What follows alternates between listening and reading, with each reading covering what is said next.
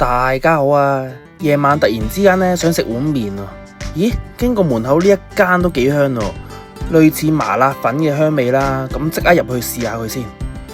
呢度啊位於土瓜灣碼頭角道啦嘅麵麵香啊，標榜就正宗重慶米線啦。OK， 好，一齊睇下我食過啲咩，睇下正唔正宗先。Let's go。要換嗰泡椒米線，一個咧係嘛？係，之後再要多一個肥腸麵啦，少辣，唔辣呢個。嚇，肥腸麵唔辣好多人食，係咪 B B 辣啦好嘛？好 B B 辣，唔該。 B B 辣點食？泡椒米線我先同你講中辣，個味唔好食，唔好食嘅話，我夾硬食。陣間要走葱走蒜，屌嗰陣時嬲你實，唉自己走啦，唔得煩。即係我可以接受到，你話你走一樣走兩樣係嘛？咁你入得嚟我呢度，你預咗食重口味嘅嘢嘛？大佬，你走葱走薑蒜水，齋要辣椒，又唔要咩嘢㗎？咁啊，你冇撚食啦，你翻屋企啦，翻屋企煮公仔麵啦。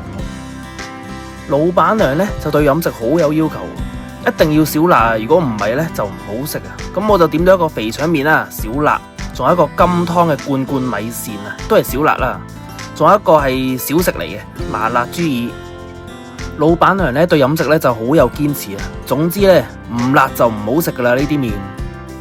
好啦，咁我點呢碗肥腸米線就到咗啦。呢碗就52蚊啦。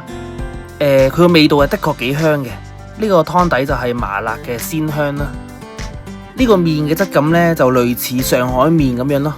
腍身嘅，正好就可以掛湯咯，一流嘅。個麵呢就啱好吸收晒個湯底嘅精華，又麻又辣咁樣，係食落去幾正嘅。肥腸呢就不過不失啦，冇乜異味啊，煮得都好腍啊，主要靠個湯底呢令到碗麵啊升華。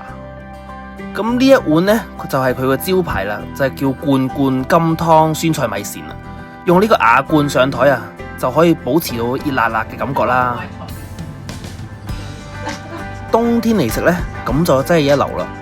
咁個湯底可以 keep 住熱啊嘛，入邊啲餸啊或者麵啊都可以 keep 住一定嘅溫度啊。咁個老闆娘啊，仲有同我提及到呢，佢個米線呢係自家工場整嘅，所以呢同出面嗰啲唔同啊，係特別煙韌啊，有口感啊，咁方便掛汁咁樣嘅。咁我食落去啦，同出面嘅米線係的確唔同嘅，因為用呢個器皿呢，keep 住一定嘅溫度啊。所以咧米線咧就唔可以煮到咁熟啊，咪費事咧上到台啊，慢慢食下食下咧就淋唔晒咁樣。咁但係呢個米線就啱啱好啦，可以仲有口感咯。咁呢一碗米線咧，我亦都係揀咗少辣啦，味道酸辣就適中嘅，可以接受嘅。即係我就唔係好食得辣啦，都可以接受到嘅。配料方面咧就有綠豆芽啦、鵪鶉蛋啊，仲有新鮮嘅豬膶片啊、番茄片啊、金針菜啊、海帶啊、豬肉片咁樣咯。